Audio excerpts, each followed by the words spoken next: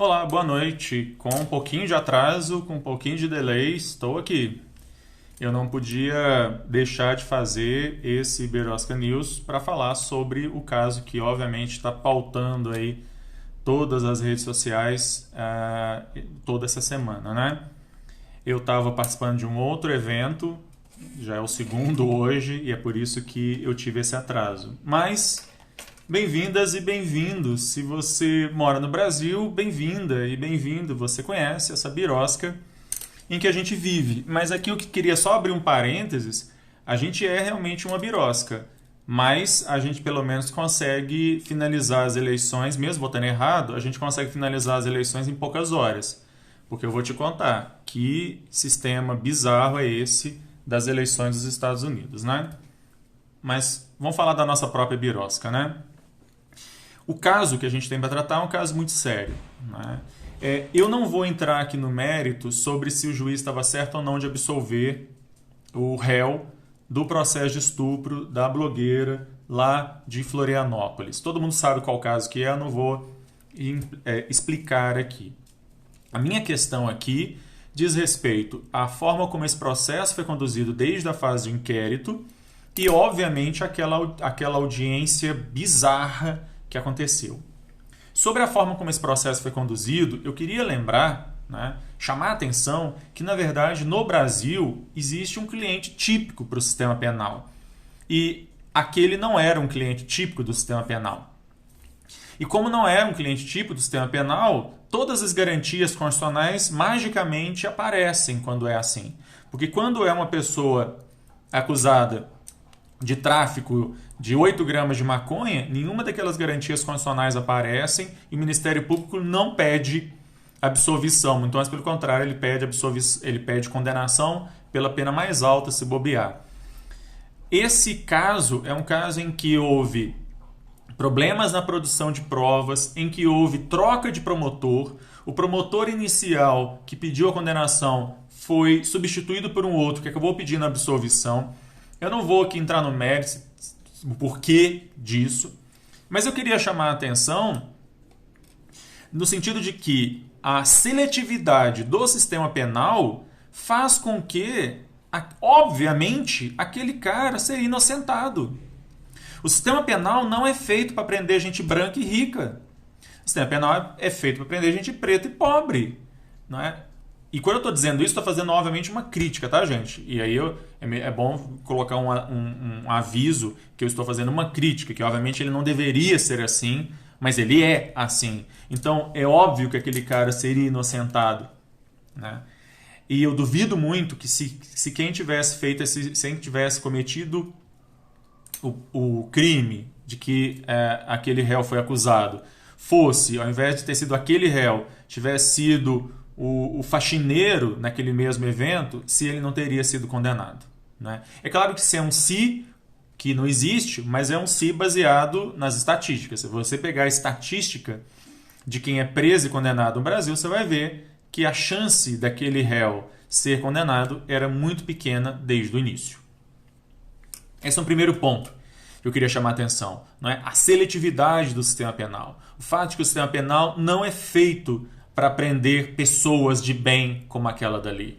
E aí a gente pode citar também em Curitiba, que é do lado ali de Santa Catarina, né?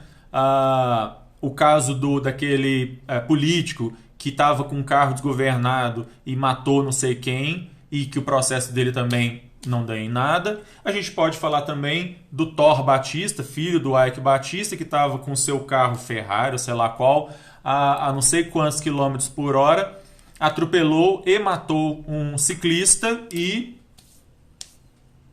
não foi condenado, não foi preso, enfim.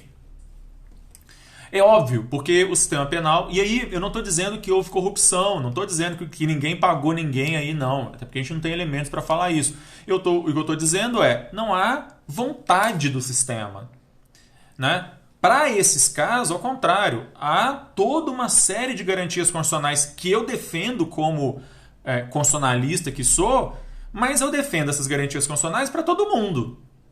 O problema é que essas garantias só aparecem para o Thor Batista, para o parlamentar de Curitiba, para esse moço lá de Florianópolis. Esse que é o problema, né? Esse é um ponto. O segundo ponto que eu queria chamar a atenção é aquela audiência. Aquela audiência é uma das coisas mais bizarras, é uma das coisas mais estapafúrdias que eu já vi em toda a minha vida, né? Eu não tive coragem de assistir a audiência inteira. Tem já disponível por aí o vídeo com a audiência inteira. Mas o trecho que está disponível, ele é um absurdo. É um absurdo o que aquele advogado faz com a vítima.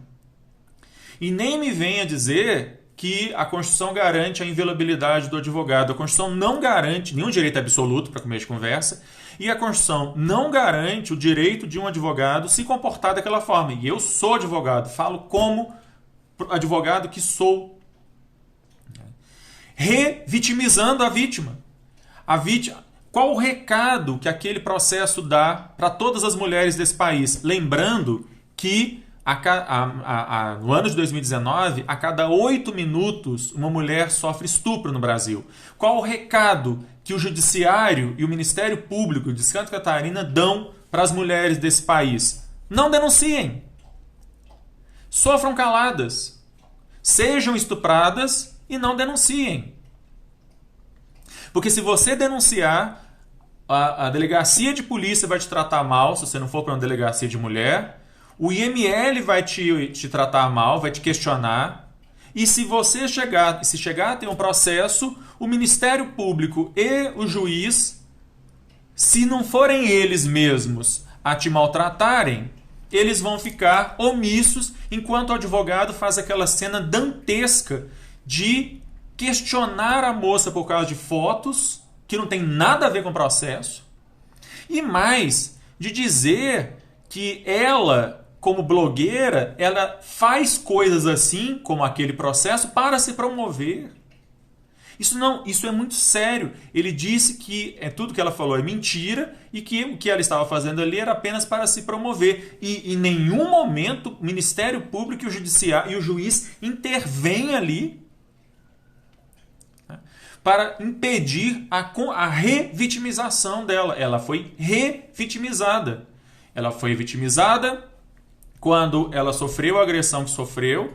Ela foi revitimizada durante toda a fase de inquérito e produção de provas, e ela é revitimizada naquela audiência dantesca, naquela cena lamentável, que qualquer profissional do direito tem vergonha daquilo ali.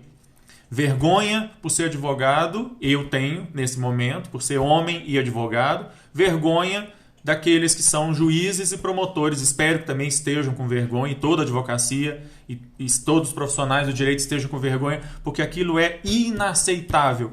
O advogado poderia muito bem conduzir a defesa do cara, conseguir a absolvição dele, que aliás o Ministério Público já tinha pedido a absolvição, sem precisar fazer aquele circo de horrores que foi aquela audiência. Aquilo é inaceitável. E sabe o que vai acontecer? Absolutamente nada. Absolutamente nada. Foi feita a representação na OAB, foi feito pedido de explicação e representação da CNJ, talvez também vá para o Conselho Superior do Ministério Público. E sabe o que vai acontecer? Absolutamente nada. Vão esquecer, vão passar pano, não vai acontecer absolutamente nada com nenhum daqueles três envolvidos: juiz, promotor e advogado. Do réu, a gente esperava justiça, mas dos agentes do Estado, juiz e Ministério Público, e daquele que é essencial à administração da justiça, de acordo com a Constituição, que é o advogado, a gente espera que eles respeitem a Constituição. E aquilo que aconteceu ali é um desrespeito absurdo à Constituição.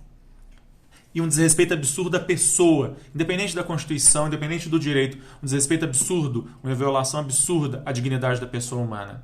E ela disse muito bem, mesmo se ela fosse ré, ela não seria tratada daquela forma, mas ela é mulher num crime de violência sexual, então ela é revitimizada. Isso é um absurdo. Eu espero muito sinceramente que algum dia, não vai ser agora, não vai ser com esse caso, espero que sinceramente algum dia a gente se torne realmente um país e deixe de ser essa birosca que a gente é, porque isso que essa mulher passou só mostra mais uma vez patente o quão patético é o sistema jurídico desse país, o quão patético é tudo isso que a gente acha que está vivendo num Estado de direito, um Estado democrático de direito, quando na verdade nós estamos vivendo a barbárie. Aquilo ali é uma cena de barbárie. Aquilo ali poderia muito bem estar em qualquer processo da Idade Média, mas dentro do Estado de direito aquilo lá é absolutamente inaceitável.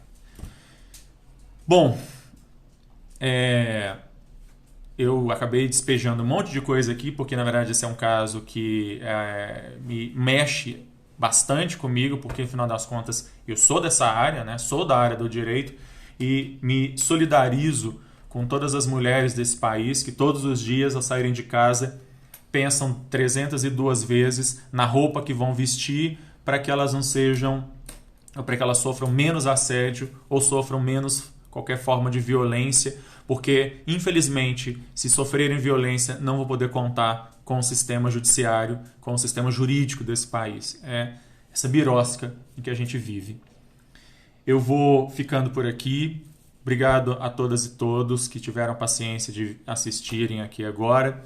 Se você gostou desse conteúdo, curta, compartilhe. Ele fica também disponível no youtube.com/C/Alexandre Bahia. E ele fica também o podcast do Birosca News disponível no Deezer, Spotify e outras plataformas. O link de tudo isso está na bio do meu Instagram.